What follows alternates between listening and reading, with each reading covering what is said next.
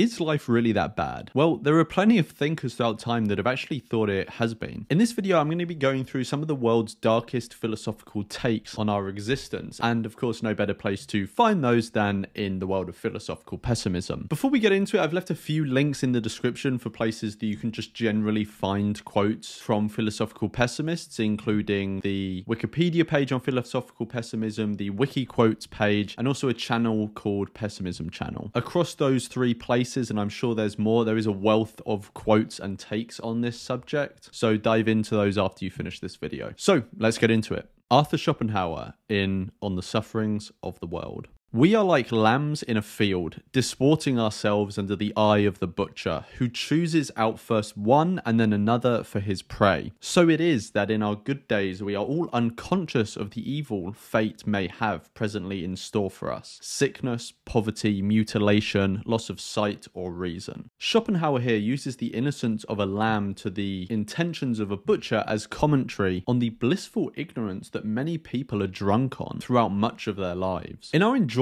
of relative health and happiness, few of us pause to consider the overwhelming presence of frustration, mediocrity, and suffering in existence. We rationalize suffering, we bury trauma, we engage in mechanisms of self-deception to exaggerate the goods and downplay the bads. All of this creates a disconnect in the model of reality we have in our heads and actual reality, the actual reality of inevitable and potential suffering. Just like the disconnect between the model of reality a lamb has and the actual reality that includes the intentions of the butcher. Something the analogy doesn't capture, though, is that our warped sense of reality can render us partially or sometimes totally blind to the misfortune and suffering of others. Our own indulgence in self-deception to, as we'll get onto later, protect ourselves can create an empathy gap, where those of us who live in relative abundance and affluence may spend little time thinking of and working to mitigate the suffering of others.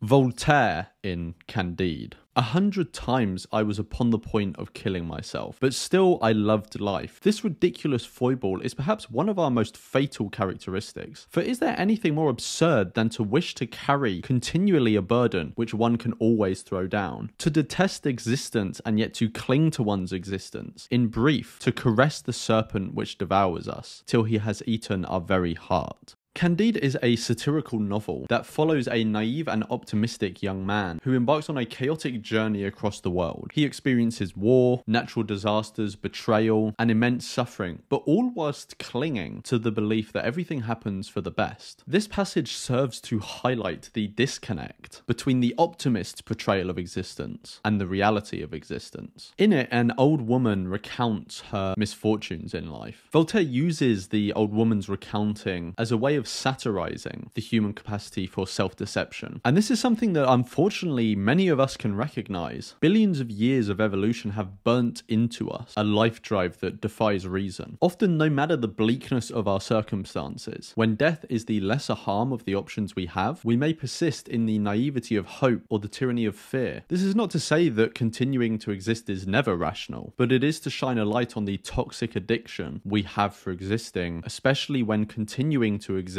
may not be in our best interest at all things considered. Arthur Schopenhauer in The Vanity of Existence. Human life must be some kind of mistake. The truth of this will be sufficiently obvious if we only remember that man is a compound of needs and necessities hard to satisfy, and that even when they are satisfied, all he obtains is a state of painlessness, where nothing remains to him but abandonment to boredom. This is direct proof that existence has no real value in itself. For what is boredom but the feeling of the emptiness of life? If life, the craving for which is the very essence of our being, were possessed of any positive intrinsic value, there would be no such thing as boredom at all. Mere existence would satisfy us in itself, and we should want for nothing. So back with Schopenhauer, he now asks if there's any value in existence at all. Is it even a benefit to come into existence? Once we exist, there can be things that we value, but is existence itself of value? In this passage, Schopenhauer questions this. He reminds us that our lives are simply a series of needs and necessities that we chase. Once we've satisfied them, new ones develop. We exist on a treadmill of desire, constantly chasing satisfaction and achieving it much less than we'd like to admit to ourselves. He also discusses discusses how if existence in and of itself were a good thing, surely just existing itself would bring us some form of joy, fulfillment, or some other good. But Schopenhauer says that we should realize there is nothing intrinsically positive in existing when we experience existence without distraction. What do we find? Boredom, the emptiness of existence. David Benatar in Better Never to Have Been.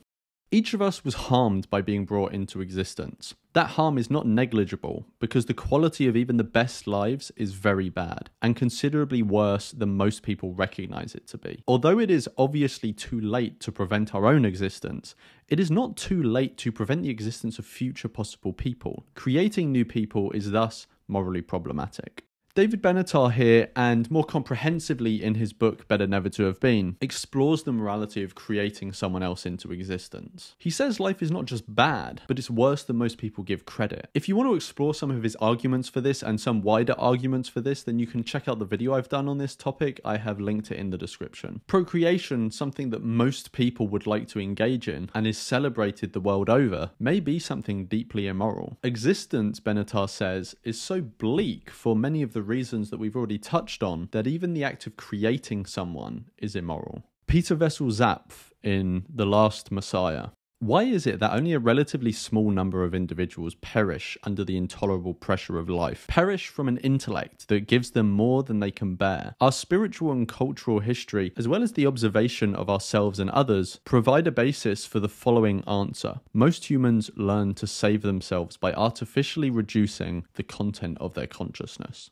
Zapffe thought that humans suffered from an overly developed consciousness. Like a cumbersome set of oversized antlers on a great deer, human consciousness has become surplus and leaves us aware and thus exposed to the cosmic brutality of meaninglessness, the awareness of suffering, and more. He delves into this much more in his essay, The Last Messiah, and I've linked that in the description along with all the other links you'll need for this video. But in short, to cope with this psychological vulnerability to the harshness of our reality, Zapffe thought that we subdued our consciousness through 4 key mechanisms: isolation, attachment, distraction, and sublimation. I won't go over them here because he does go over them in the essay, but essentially these are mechanisms that we have either consciously or unconsciously developed to help us cope with the bleak reality we exist in. Zapffe also thought that at least some of these psychological ailments that people experience are not malfunctionings of the brain, but natural reactions to coming into unguarded contact with the predicament we're in. Depression, existential angst, eating disorders, etc. are without exception viewed as signs of a pathological sick condition and are treated accordingly. In many cases, however, these phenomena are indications of a deep, more unmediated sense of life, bitter fruits of the insights of thought or feeling that are themselves the root of the anti-biological tendency. It is not the soul which is sick, but the defense mechanisms that either fail or are rejected because they are taken correctly as a betrayal of the individual's highest ability. And that one doesn't count as one of the takes, so that's a bonus one for you. David Benatar in Permissible Progeny, the misanthropic argument for antinatalism.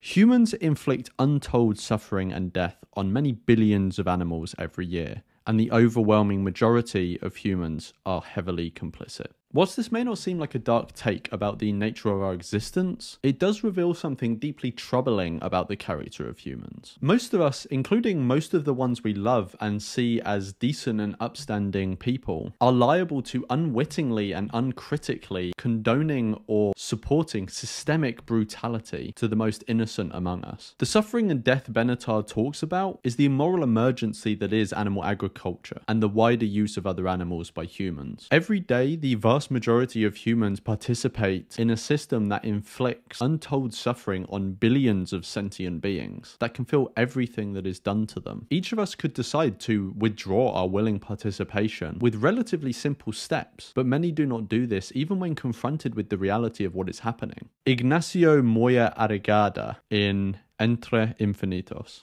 If life could be captured in a photograph, this would be it. In that image, we see a small and helpless life that suffers, that has reached its limit. We do not know why this child came into this world, why they were born. They just were.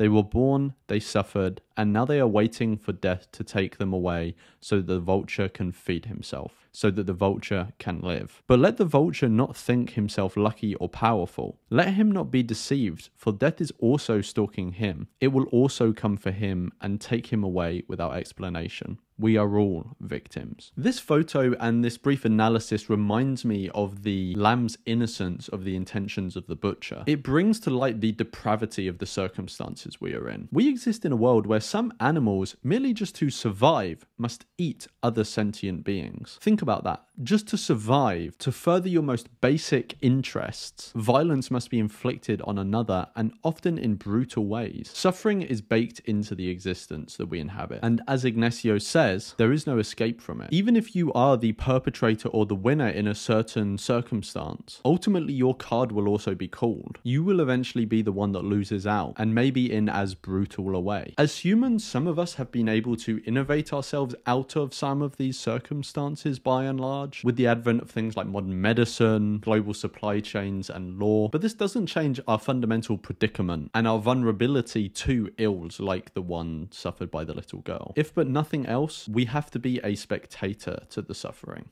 Bertrand Russell in A Free Man's Worship. The life of man is a long march through the night, surrounded by invisible foes, tortured by weariness and pain, towards a goal that few can hope to reach, and where none may tarry long. One by one, as they march, our comrades vanish from our sight, seized by the silent orders of omnipotent death. Very brief is the time in which we can help them, in which their happiness or misery is decided. Be it ours to shed sunshine on their path, to lighten their sorrows by the balm of sympathy, to give them the pure joy of a never-tiring affection, to strengthen failing courage, to instill faith in hours of despair. Let us not weigh in grudging scales their merits and demerits, but let us think only of their need, of the sorrows, the difficulties, perhaps the blindnesses that make the misery of their lives. Let us remember that they are fellow sufferers in the same darkness, actors in the same tragedy as ourselves. And so, when their day is over, when their good and their evil have become eternal by the immortality of their past, be it ours to feel that where they suffered, where they failed, no deed of ours was the cause. But wherever a spark of the divine fire kindled in their hearts, we were ready with encouragement, with sympathy, with brave words in which high courage glowed. I wanted to end on a lighter note, and I thought this passage from Bertrand Russell was quite fitting for that. He recognizes our predicament, but is right not to fall into despair. Instead, he uses it as a source of motivation for action and empathy. Whilst we may inhabit different quarters and decks with different access to resources and opportunities, we're all still fundamentally on the same boat. We all have the capacity to suffer, and we wish to avoid being harmed. The boat we are on is sinking, and we may be simply rearranging the deck chairs. But if that is all we can do and it brings us some solace, then perhaps that's what we should do. As Russell says, we should avoid being the cause of harm to others, and see too where we can that we are the source for encouragement and the alleviation of misfortune. So those were some of the darkest philosophical takes. What I think they reveal is that we're in quite a predicament, but there is something we can do. We can avoid harming others, and we can try and alleviate their condition, as Bertrand Russell suggests. But we can also not bring others here. We do not need to create them into a predicament that can be easily avoided, and they will not miss given they don't exist, as Benatar suggests. There are a whole load of other dark philosophical takes that I could have included, and maybe that is what I'll do in another video. If there are other dark philosophical takes that you think I should include in a future video, let me know in the comments below, and I'll see you in the next one.